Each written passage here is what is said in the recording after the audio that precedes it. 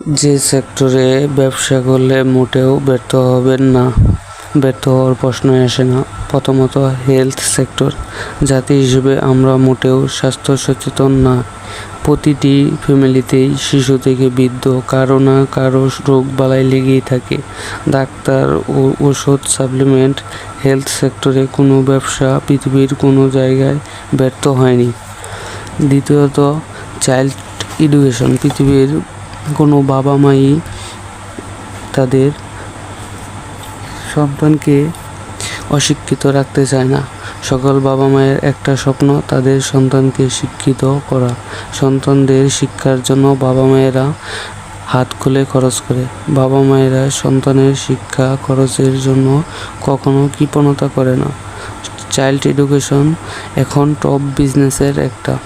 তৃতীয়ত beauty product. নারীদের কাছে সৌন্দর্য বৃদ্ধির প্রোডাক্ট বিক্রি করেন। নারীদের বয়স 20 অথবা 50 হোক, তারা তাদের সৌন্দর্য বৃদ্ধি করতে।